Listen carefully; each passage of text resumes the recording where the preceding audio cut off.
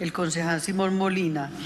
Entonces tiene el uso de la palabra el concejal Daniel Carvalho, que es la segunda bancada citante. 30 minutos, concejal. Le solicitaría el favor, pero no podemos esperar y estamos aquí en…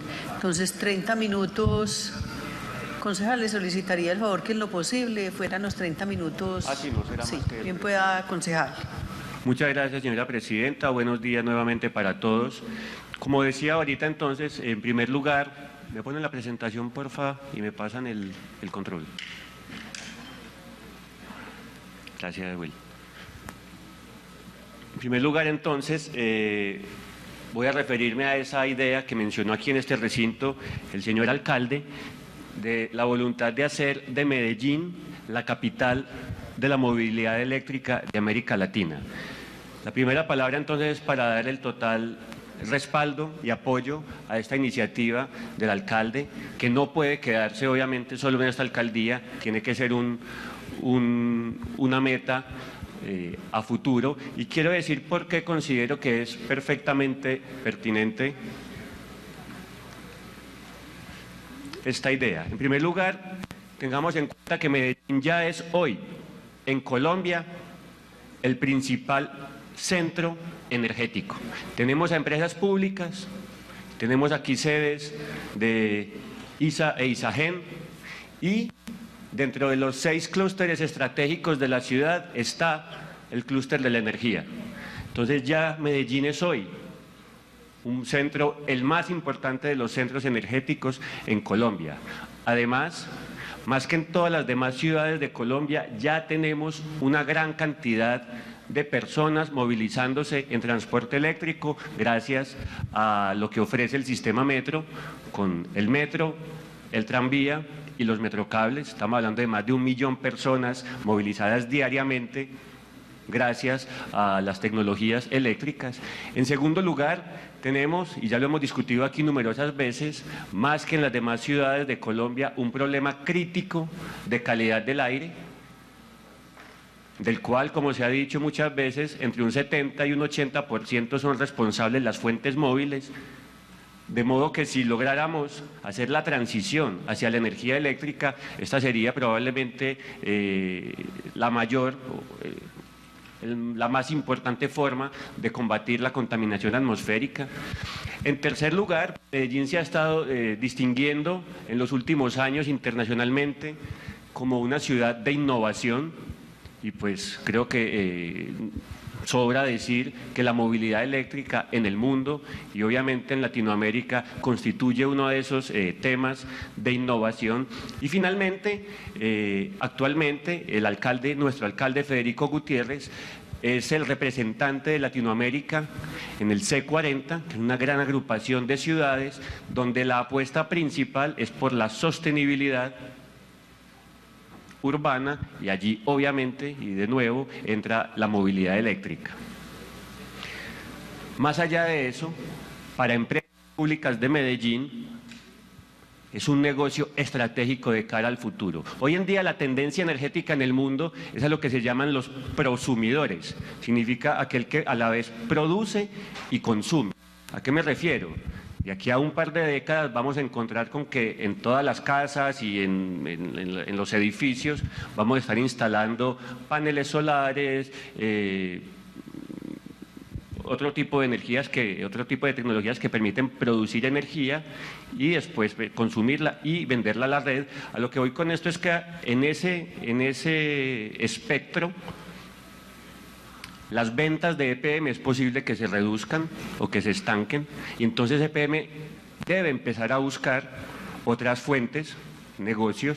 Imagínense ustedes que todos los automóviles que hoy en día se movilizan en la ciudad, en lugar de estar gastando combustible que contamina y todo eso, estuvieran comprándole su combustible a empresas públicas de Medellín. Imagínense el potencial a futuro que tendría empresas públicas en eso, y no solo en el Valle de Aburrá, porque bien sabemos que empresas públicas de Medellín están en capacidad de suministrarle energía eléctrica a muchas de las capitales del país. De modo que de cara al futuro, el futuro de EPM, del cual dependemos enormemente, el negocio de la energía eléctrica es fundamental.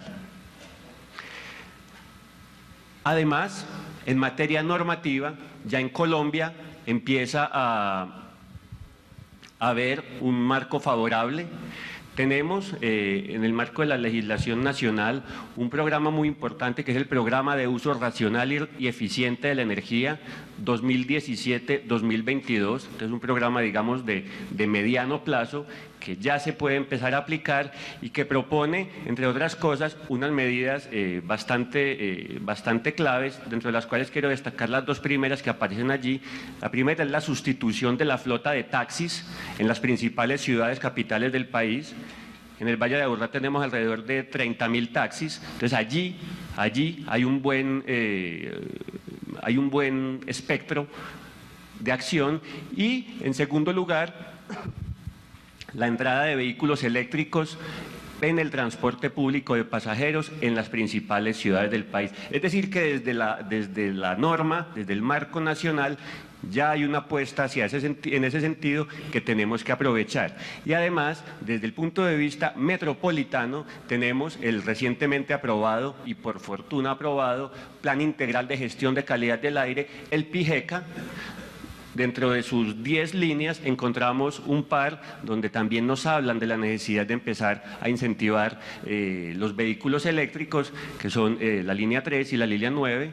Allí las dejo pues para que las lean, pero donde básicamente se insiste en la necesidad de mejorar las calidades tecnológicas del parque automotor. Entendemos entonces que hay una tendencia nacional, una tendencia internacional y unas exigencias desde el punto de vista metropolitano que nos tienen que empujar hacia esa meta, hacia ese ideal de que Medellín sea una capital de la movilidad eléctrica metropolitana. Ahora, cuando hablamos de movilidad eléctrica, entonces encontramos taxis, buses, automóviles, motocicletas, bicicletas y una cantidad de pequeños vehículos particulares que empiezan a aparecer. Yo quiero enfocarme en esta presentación en el transporte público colectivo, es decir, los buses, y quiero explicar a continuación por qué. En primer lugar, en la gráfica de la izquierda lo que vemos es la cantidad de kilómetros recorridos por tipo de vehículo. Los azules son los buses, los amarillos son los taxis. Bastante obvio. ¿Quiénes son los que más kilómetros recorren diariamente en las calles de nuestra ciudad? Pues los taxis y los buses. Entonces allí, obviamente, hay un par de actores clave. La gráfica de la derecha abajo, ya muchas veces le hemos comentado, es qué tanto aportan a la contaminación de PM2.5 los diferentes tipos de vehículos y en tercer lugar, o compartiendo el tercer lugar con las motocicletas, se encuentran los autobuses, con un 10% del aporte de PM2.5, de modo que allí también tenemos un actor clave si lográramos cambiar. Pero además quiero mencionar algo. Ojalá todos los vehículos que circulan en el Valle de Aburrá fueran eléctricos, pero estamos hablando de 1.500.000 vehículos. Es decir, la transición tecnológica hacia los vehículos eléctricos nos va a tomar, pienso yo, un par de décadas como mínimo. Es muy difícil que logremos cambiar 700.000 motocicletas por motocicletas eléctricas. Es muy difícil que cambiemos 700.000 vehículos particulares por vehículos eléctricos. Pero en el caso de los buses tenemos un número que es mucho más abordable. Tenemos alrededor de 5.000, 6.000 buses en la ciudad. Esta cifra incluye unos buses pues, que no son de transporte público. Entonces es mucho más fácil y de gran impacto, como lo mostré anteriormente, cambiar 6.000 buses que cambiar 700.000 carros o 700.000 motos. Y finalmente, estos dos mapas que les muestro allí nos muestran dónde se concentran los viajes en autobús. En ambos casos, allí donde aparece más oscuro es el centro de la ciudad. Es decir, que todas esas características negativas de los autobuses que contaminan se encuentran hoy concentrados en el centro de nuestra ciudad, el lugar más visitado de la ciudad, donde diariamente van 1.200.000 personas y que se ha convertido, por fortuna en esta administración, en el principal proyecto urbanístico. Entonces todo se va encadenando para entender por qué es necesaria esa apuesta hacia los buses eléctricos de la ciudad. Ahora, ¿qué pasa hoy en día con los buses? Tenemos algunas ventajas y algunas desventajas. Las ventajas son bastante obvias, igual las vamos a mencionar. Se consume mucho menos en energía. Las pruebas que ha estado realizando EPM muestran que hay un ahorro entre el 50 y el 60% de energía. También los costos de mantenimiento suelen ser inferiores. Espero que ahorita EPM nos dé más detalles sobre lo que han encontrado en eso. La disminución del ruido es un factor muy importante. Dentro de un mes vamos a estar aquí mismo trayendo el debate sobre la contaminación acústica que hay en la ciudad y todas sus consecuencias, y los buses son hoy en día uno de los grandes agentes contaminantes en tema de ruido. Y finalmente, pues ya lo habíamos mencionado ahora, un bus eléctrico emite muchísimo menos o incluso cero en términos de gases de efecto invernadero y material particulado, y además, ya que la energía eléctrica es uno de los clústeres estratégicos de la ciudad, pues a medida que masifiquemos la movilidad eléctrica en la ciudad vamos a estar creando una industria con nuevos negocios, con nuevos empleos, entonces también se constituye en una nueva fuente de empleo para la ciudad de Medellín. Sin embargo, y aquí viene la parte difícil, hoy en día es difícil masificar la compra de buses eléctricos por varias razones, pero yo creo que la principal es la primera: el costo inicial es muy alto. Un bus eléctrico puede costar hasta el doble de un bus normal. ¿Sí? Del bus normal me refiero al bus diésel Euro 5 que hoy en día se compra, y entonces es allí donde los señores transportadores dicen: listo, yo quiero aportar, yo quiero ayudar a la sostenibilidad de la ciudad, yo quiero modernizar mi flota, pero es que no tengo de dónde sacar 400 millones de pesos adicionales para comprar el bus eléctrico. Entonces allí está el primer problema. Ahorita vamos a presentar algunas posibles soluciones para esto. En segundo lugar, como no hay aún un gran mercado de buses eléctricos en la ciudad, todo esto se dificulta, muchas veces hace más caro el costo por unidad, que no es lo mismo comprar 10 buses que comprar 10.000 buses en materia de precio. En tercer lugar, aún no tenemos un ecosistema de movilidad eléctrica en la ciudad. Yo puedo traer el bus o la moto, pero si se me vara, ¿quién me vende la pieza? ¿Quién me lo repara? Entonces aún no tenemos esa masa crítica y esa masa profesional que nos permita definitivamente decir: venga, tranquilo, invierta en buses, que aquí le tenemos todo. Y finalmente, pues, y esto también puede ser poco a poco desmentible, hay ciertas condiciones viales y topográficas en la ciudad que impiden la llegada de los buses que se venden internacionalmente, que suelen ser buses de cierto tamaño, y aquí en algunos sectores tenemos pues necesidad de unos carros más pequeñitos. Sin embargo, no hace falta que empecemos por esos sectores, ¿cierto? Fácilmente podemos empezar la transición hacia los buses eléctricos en las principales avenidas de la ciudad, en las principales troncales, donde fácilmente pueden operar los buses tradicionales. Entonces, ¿qué podemos hacer con estas barreras? Yo traigo varias ideas de estrategias. Insistiendo, siempre estoy hablando de los buses. En primer lugar, hay que decir que el costo del bus eléctrico tiende a disminuir. El costo del bus eléctrico está muy asociado a las baterías, al costo de las baterías. Esta gráfica nos muestra cómo de 2010 a 2017, es decir, a tiempos recientes, se ha disminuido en un 80% el costo de las baterías, y las estimaciones que hace en Bloomberg dicen que entre 2020 y 2030 ya el precio de un bus diésel va a ser igual al precio de un bus eléctrico. Si promediamos a 2025, podemos decir que a partir de ese momento ya no hay ninguna excusa para dejar entrar buses diésel a la ciudad de Medellín. Se van a acabar las excusas porque la principal razón es el tema del precio. Además, tengamos en cuenta algo: no necesariamente hay que comprar los buses. Hay otras alternativas. Aquí hay 4 diferentes modelos. Claro, está la idea de comprar los buses, que es algo que vamos a hacer, por ejemplo, próximamente en MetroPlus. Está la idea de usted comprar el bus, pero alquilar las baterías. Allá hay unos ejemplos de dónde se ha hecho en Estados Unidos. También está la idea de juntarse entre varios actores y comprar una flota más grande, lo cual eso permite disminuir los costos unitarios. ¿A qué me refiero? Se pueden juntar varias empresas transportadoras del Valle de Aburrá para adquirir, o se pueden juntar estas empresas agrupadas por el municipio de Medellín e ir también a conversar con Bogotá, con Cali, con las ciudades que quieran apostarle a esto, y entonces traemos una flota mayor, lo cual reduce los costos unitarios. Y finalmente también existe la idea o la modalidad del leasing, donde el transportador no tiene que comprar el bus, sino que está pagando una renta.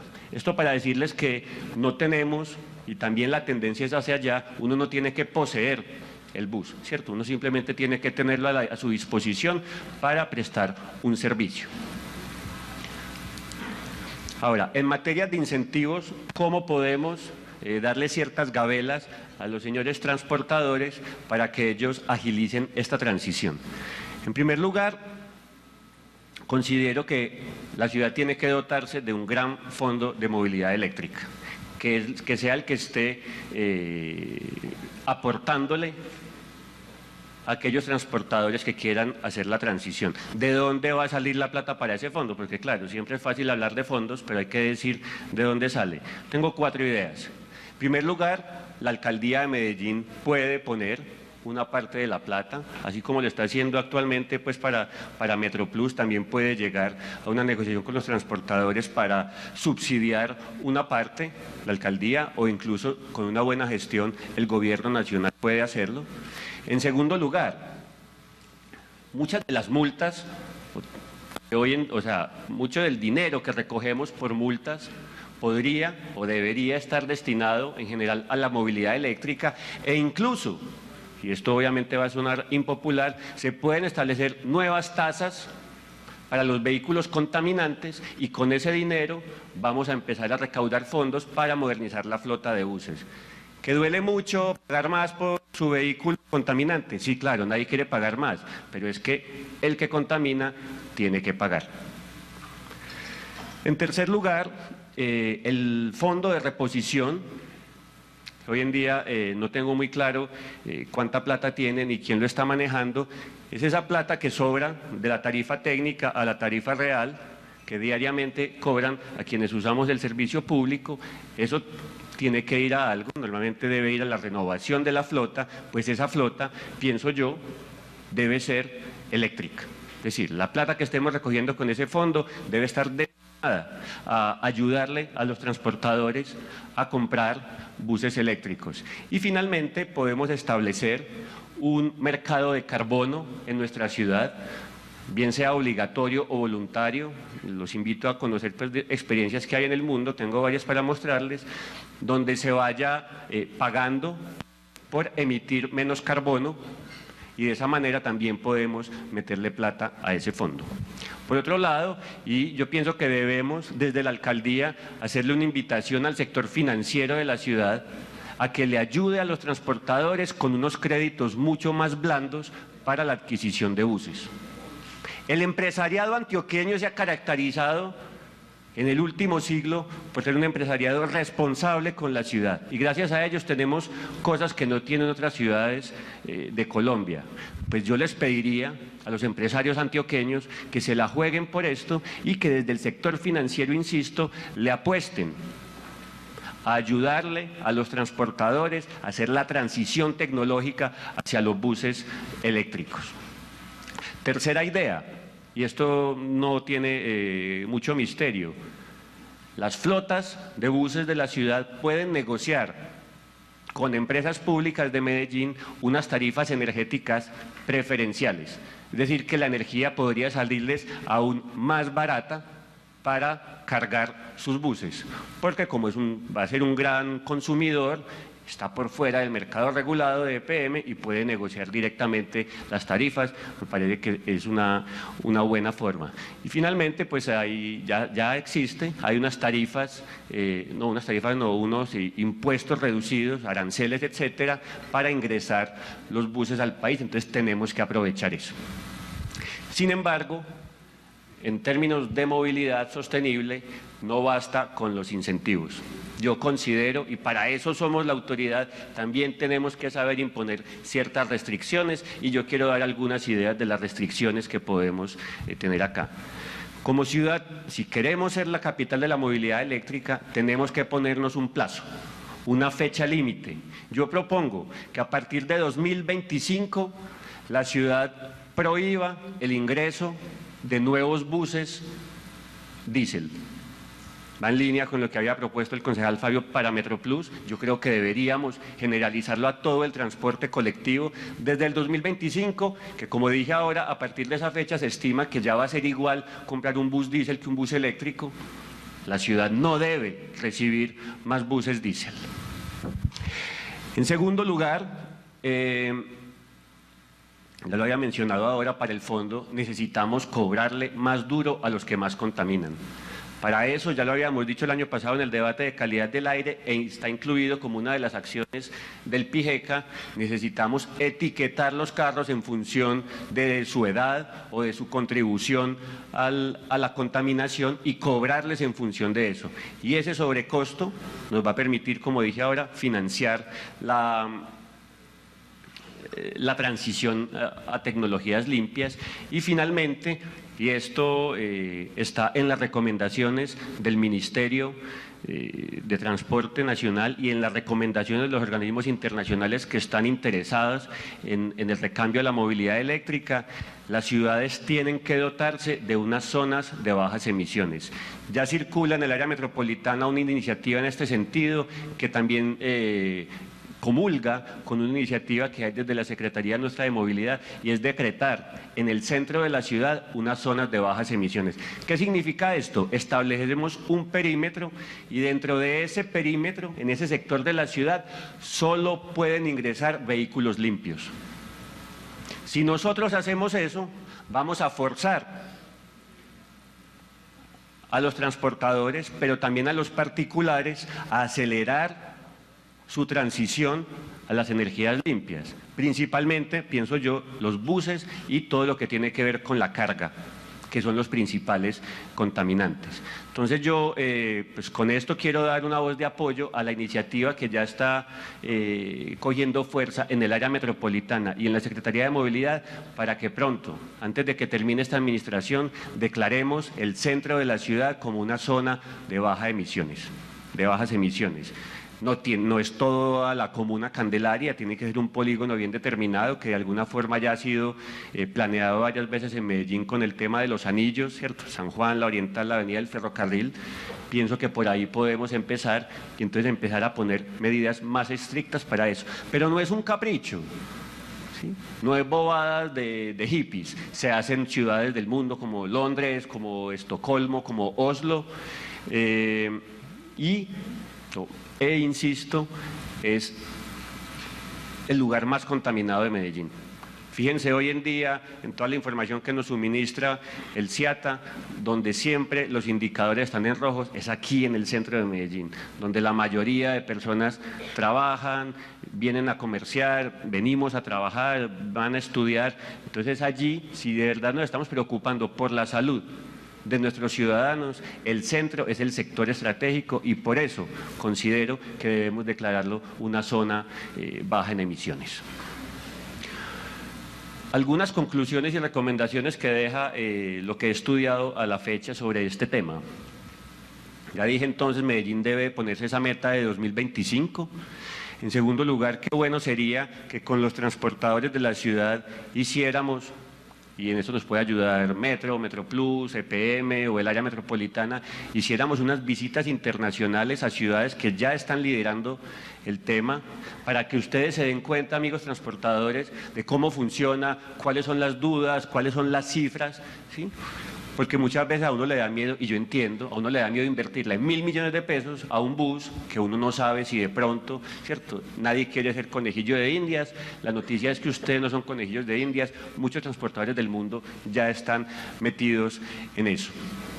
Hablé ya del mercado de carbono, de verdad que los invito a estudiar este tema porque aquí estamos en mora de hacer algo al respecto. Hablé ya de las zonas de bajas emisiones. Y este es un mensaje para EPM. Yo sé, amigos de Empresas Públicas de Medellín y a todos los ciudadanos que nos están escuchando, que hoy en día EPM atraviesa momentos difíciles.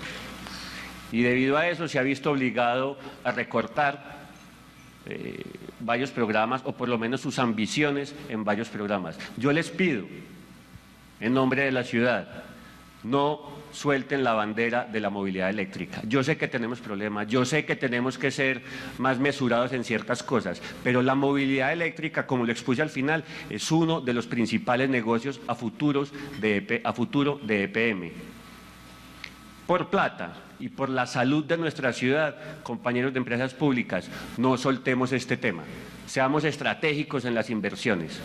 Habrá otros que podamos soltar, que no sean tan significativos, pero el de la movilidad eléctrica, por lo que significa para nuestra ciudad y por la posibilidad que tiene dentro del país, no debe ser uno de esos negocios que suelten.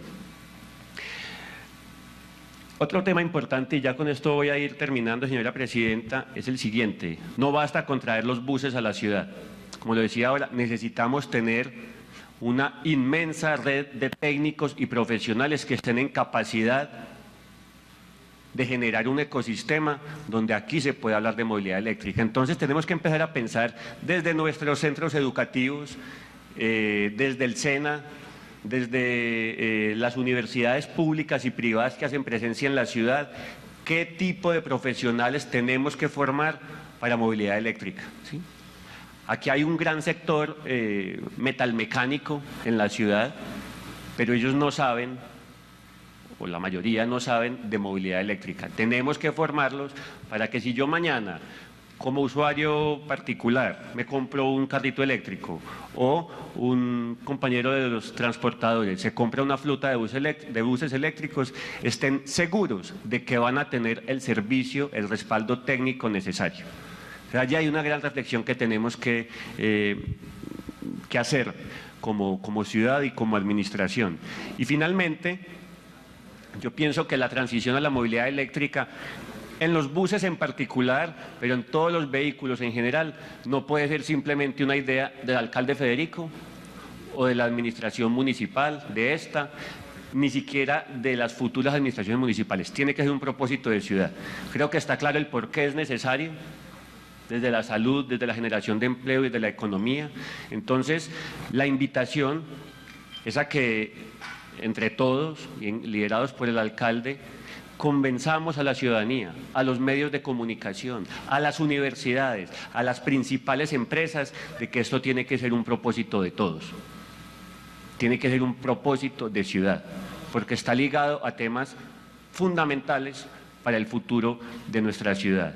Qué bueno sería, además, que desde la administración y desde el Consejo, señora presidenta, empecemos a dar ejemplo. ¿Cuántos carros nuevos compra al año la alcaldía? ¿Cuántos carros nuevos compramos al año en el Consejo? Qué bueno que empecemos a adquirir vehículos eléctricos y que nos pongamos una meta de renovación total de nuestro propio parque automotor hacia vehículos eléctricos. Puede ser la misma meta de 2025, pero no tiene sentido, con todo lo que hablamos acá, que sigamos comprando vehículos contaminantes. Creo, señora presidenta, que hasta ahí están mis argumentos. Quedo pendiente a la exposición de mis compañeros y de la administración municipal, y sepan que ya hay en Medellín una masa de personas que conocen el tema y que están dispuestas a ayudarnos. Muchas gracias, presidenta. Muchas gracias a usted, concejal. A continuación tiene el uso de la palabra el primer citante del debate, que no lo hizo en ese orden porque estaba atendiendo los medios de comunicación. Entonces, bien pueda, concejal Simón Molina. En lo posible le solicito el favor si pudiera hacer su